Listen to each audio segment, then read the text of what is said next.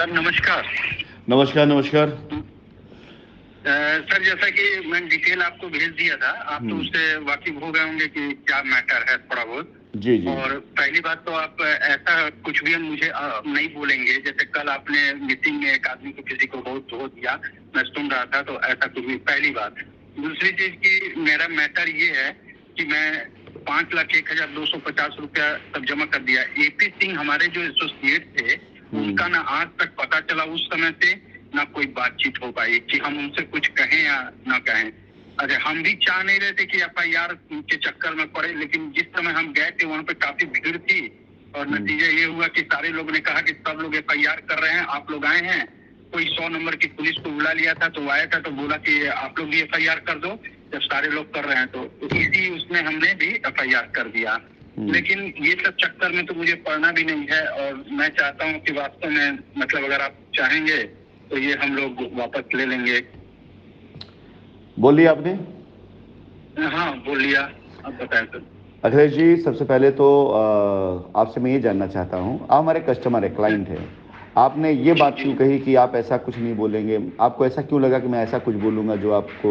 नहीं, आप पता नहीं, हम देखे कि कल जैसा आपने बोला इतना गुस्से में कि मतलब कि ये करते, हमने कहा कि कहीं आपको कोई बात बुरी लग जाए और नहीं आप नहीं रिकॉर्ड नहीं भी कर रहे नहीं, किस गुस्से में जिस आदमी को बोला, गुस्से में जिस आदमी को बोला, उस आदमी के करतूत इस तरह के थे कि गुस्सा आना लाजमी। उस आदमी के करतूत की वजह से ही आज आप मुझसे इतने सालों के बाद अपने पैसे की बात कर रहे हैं, अन्यथा ये पैसा आपका 2019-20 में ही, 21 में जब भी था आपका कब्जा, आपको तभी मिल गया होता है।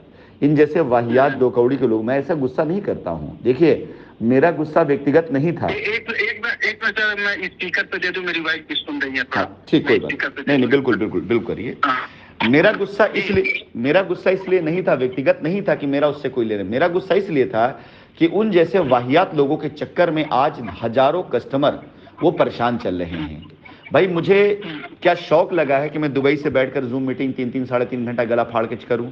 इतनी देर अगर मैं कहीं काम कर लूं तो इतना तो टैलेंट दे रखा है ईश्वर ने कि 1,00,000-2 लाख रुपए कमा लूं इतनी देर में, समझ गए? और हम बैठ करके कस्टमरों से निवेदन कर रहे हैं, विनती कर रहे हैं, उनके दर्द तकलीफ सुन रहे हैं। इन जैसे वाहियात लोगों के चक्कर में इन्होंने अपने सोशल मीडिया पेज पर जाकर कंपनी के भागने की झूठी घोषणा करी। अगर कंपनी भाग गई होती तो हम आज बात क्यों कर रहे होते? ठीक है, इन लोगों ने मतलब किसी ने किसी कस्टमर का हाथ नहीं पकड़ा, खाली एफआईआर करा दिया, कोर्ट लेके चले गए। रास्ता भी मिल सकता है, इधर कोई बात नहीं करी। और आज जब रास्ता देने की बात की जाती है तो वो आदमी ना हमारा कस्टमर है, ना वो आदमी हमारा एसोसिएट है, वो आदमी सिर्फ एक दलाल वकील है। और वो कस्टमर और एसोसिएट को फोन कर करके उनको उकसाता है कि बगैर एफआईआर की आपको पैसा नहीं मिलेगा। तो कल जमाने के बाद इसलिए वो आ गया कि उसी ने कोर्ट के अंदर जो वो किया था, क्या नाम है, अफवाहें, मतलब फालतू अफवाहें उड़ाई थी कोर्ट के अंदर। उसी ने जज के सामने ये दिया आरोप कि 68,000 करोड़ पैसा लेके भाग गए। कोर्ट के अंदर उसी ने सब चीजें करी। अब जब कोर्ट पूरी जांच करा चुकी है, 27 तारीख की बहुत उम्मीदें हैं लोगों के साथ में, तो अनाप शनाप हरकतें कर रहा है वो, मतलब कस्टमर सामने। जी, वो आदमी ना तो हमारा जानकारी नहीं थी सर। हाँ, मुझे जानकारी नहीं। मैं बता देता हूं, इस आदमी ने एक्चुअली, ये आदमी फिर बताया ना कि हमारी कंपनी से पहले ये आदमी दलाली का ही काम करता था। जमीन की दलाली, किसान की दलाली, एफआईआर की दलाली, मुकदमे, यही दलाली काम इसका पेशा था। जब हमारी कंपनी के साथ थोड़ा कुछ लोगों ने गद्दारी, वो हमारा इंटरनल मैटर था, हम उसको निपट लेते। लेकिन इस आदमी ने शुरुआती दौर में जो एफआईआर का दौर बनाया, वो इसी आदमी ने कुछ लोगों को वहां भेज दिया कंपनी के अंदर। अब जैसे आप जैसे कस्टमर आए, अब आप जैसे कस्टमर को नहीं पता कि क्या करना चाहिए, एफआईआर कर लिया। अब उससे कंपनी के ऊपर भी प्रेशर और एसोसिएट प्रेशर डालना शुरू कर दिया। ये दो जब चाहिए तब मैं, आज हम लोग एकदम तैयार हैं। अभी तब तक बात हुई, वो लोग कहे हैं कि सर बात कर लीजिए, आप जैसा कहेंगे। वो रांची जी अगर कह देंगे तो हम लोग आज ही अभी जाके लखनऊ में जो कहिएगा जहाँ पे, तुरंत हम लोग लिख के देने के लिए तैयार है सर। मैं चाहता हूँ आप आइए सर, हम लोग आपके साथ हैं। जैसे मैं कस्टमर हूँ, ना कि मैं प्लाट किसी तक बिकवाया, ना कहीं कुछ किया, मैं स्वयं अपने बात कर रहा हूँ। आइए, जो सारे लोग हैं, ये मैं उनको जानता भी नहीं, ये लोग कौन है। उस दिन अचानक पहुंचा, वहाँ लोग मौजूद थे, तो जो खाने वाले थे वो कहे सब लोग एक कंबाइंड दे दो। तो फिर हम लोग से आपस में बातचीत होती है। बस इतना ही, मैं और लोगों को जानता हूँ। चलिए, मैं आपको बता देता हूँ आपकी पूरी डिटेल। एपी सिंह वही जो मोटे से थे ना, काफी ज्यादा मोटा से बंदा था।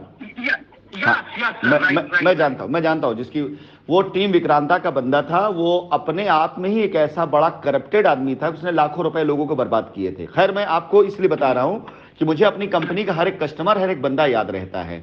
आप निश्चिंत रहें, निश्चित रहें। आपकी रजिस्ट्री हो चुकी है, आपका पैसा कंपनी में आ चुका है, तो एपी सिंह आपको मिले या ना मिले वो जिम्मेदारी मेरी है, उसकी टोटल जिम्मेदारी कंपनी की, मेरी जिम्मेदारी है। अच्छा अब आप मुझे बताइए, आपकी रजिस्ट्री हुई है कि नहीं हुई अभी तक? सर नहीं हो पाई है अभी। अच्छा रजिस्ट्री नहीं हुई, कोई बात नहीं। आपका पूरा पैसा कंपनी में आया है पूरी तरीके से? Yes sir, 100%। कोई लॉयल्टी पॉइंट कोई कुछ नहीं। कोई बात निश्चिंत रहे। मैंने आपकी एफआईआर देखी, इस एफआईआर में कहीं कोई ऐसी रिस्क वाली बात भी हमारे ऊपर नहीं है, ना कहीं कोई, क्योंकि आपने सिर्फ कंपनी का नाम दिया इसके अंदर, ठीक है, और कंपनी का नाम देने के अलावा जो है इसके अंदर किसी व्यक्ति का नाम नहीं है, लेकिन एक एफआईआर फालतू में पड़ी है।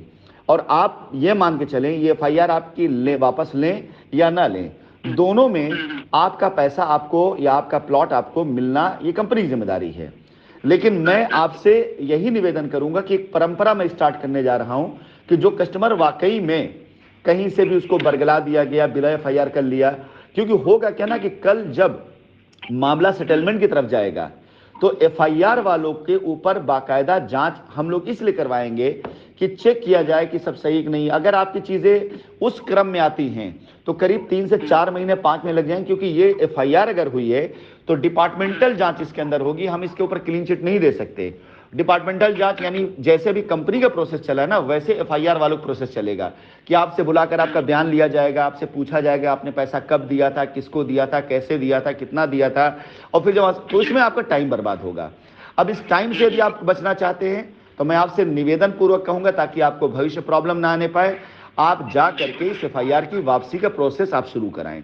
ठीक है, आप चाहेंगे मैं आपकी मदद कर दूंगा, मैं चेक करा लूंगा एफआईआर में क्या स्टेटस है, उस स्टेटस के अकॉर्डिंग जो भी रिक्वायरमेंट होगा मैं शुरू करवा दूंगा। और अगर एफआईआर वापसी होगी भी तो कोर्ट के थ्रू करवाऊंगा, जिसके अंदर कंपनी की तरफ से प्रतिनिधि अपना बयान देगा कि हम इनको इनके प्लॉट का कब्जा देंगे। जैसे कंपनी हो तो उससे क्या होगा कि आपकी एफआईआर वापस हो गई और कंपनी का कमिटमेंट भी कोर्ट में चला गया कि हम तैयार हैं देने के लिए। ठीक है, ठीक है, तो हम ये बात कर लेते हैं सर। आप बताइए मेरे को अब आगे कब मुझे जाना है, किससे मिलना है बताइए, तो जाके हम लोग मिलके। मैं आपका नंबर सेव कर रख ले रहा हूं। आप मुझे अभी तुरंत ही थोड़ी देर में जितने लोग हैं इसी नंबर पर आप लोगों का, जिस पे आपने अभी भेजा है वो डिटेल, लोगों की रसीदें भिजवा दें जो पेमेंट डिपॉजिट हुई हैं, ठीक है, और पूरा भेज करके आप मुझे, मैं उसका डिटेल बना लेता हूं। मैं अपने लॉयर को बोल दूंगा, आपसे संपर्क कर लेंगे, उस डेट पर आप पहुंच करके जाकर के अपनी एफआईआर वापसी का प्रोसेस शुरू करा दें। ठीक है, हम अपने को भी आपसे बाहर नहीं निकालेंगे, हम लिख कर देंगे कि हाँ ये अपनी एफआईआर वापस लेना चाहते हैं। आगामी जैसे ही हमारी कंपनी का दरवाजा खुलता है वो होता है, हम इनकी तुरंत इमीडिएट इनकी रजिस्ट्री करेंगे, क्योंकि अगर एफआईआर वापस नहीं ली गई फैसला आने से पहले तो कंपनी, क्योंकि आपकी एक एफआईआर तो है नहीं, 450-500 एफआईआर कुछ इस वाहियात वकील ने भी करा रखी जिसे फर्जी इल्जाम लगा रखा है, तो हम तो जमुआ सारे एफआईआर की इंक्वायरी बैठवाएंगे ना कि भाई ठीक हम तो तैयार हैं, हमारी इंक्वायरी हो गई, जरा इन एफआईआरों की इंक्वायरी कर ली जाए कि क्या इन्होंने पैसा दिया है कि नहीं दिया। 100 लोगों में हो सकता है कि 80 लोग सही हो, लेकिन 20 लोग हो सकता है गलत हो, उन 20 के चक्कर में 80 लोग भी नपेंगे, उतना टाइम लगेगा। और अगर झूठे आरोप लगा करके 3-4 साल बर्बाद किया जा सकता है तो सच्ची इंक्वायरी कराने में कितना समय जाएगा आप भी अंदाजा लगा सकते हैं। बिल्कुल सर, ठीक है। जैसा भी, चलिए आपसे बात करके बहुत अच्छा लगा सर। बहुत बार हमने आपको मैसेज दिया सर बात करने के लिए, लेकिन आज मौका मिल गया आपसे बात करने के लिए, मतलब थोड़ा संतुष्टि हो गई। तो बिल्कुल निश्चिंत रहे, अपने घर में भी बता दें, अपनी पत्नी को भी बता दें कि बेफिक्र रहें, कंपनी बेईमानों की नहीं, ईमानदार आदमी की कंपनी है। इसलिए 4 सालों से मैं प्रयास कर रहा हूं और गुस्सा इस बात का कतई नहीं था। भाई एक बात मुझे बताइए, आपने अपना घर, अपना आशियाना बड़ी मेहनत से बनाया हो और कोई आदमी रोज आकर के वहां पर जो है आपके ऊपर, आपके उसके ऊपर ऐसा कुछ करे जिससे आपका आशियाना बिखर रहा हो, तो आपको गुस्सा आएगा कि नहीं आएगा? मैं मीटिंग कर रहा हूं अपने लोगों की, मैं बात कर रहा हूं अपने कस्टमर से, मैं बात कर रहा हूं अपने एसोसिएट से, मैं उनका दर्द सुन रहा हूं, उसका रसद। इससे बीच में 2 कौड़ी के दलाल को कूदने की क्या जरूरत थी, क्या वो थी? और वो हमसे, मतलब ये सभ्यताएं होती हैं इस तरह की चीजों का जिसका कोई वो नहीं है। तो जाहिर सी बात है अगर इन लोगों के आगे सर झुका देंगे तो आप लोग की लायबिलिटी कभी नहीं उतर पाएगी। ये आप लोगों के एफआईआर के बूते पर ही इन लोगों ने ये सारी हरकतें करी हैं। आपने एफआईआर कर दिया, आपको नहीं पता था, ये चले गए कोर्ट में और कोर्ट में डाल दी एप्लीकेशन कि आप पता कर लें गोमती नगर थाने में इतनी एफआईआर हुई है, वहां इतनी एफआईआर हुई। कोर्ट ने उसको स्वतः संज्ञान ले लिया कि अच्छा ऐसा कुछ है।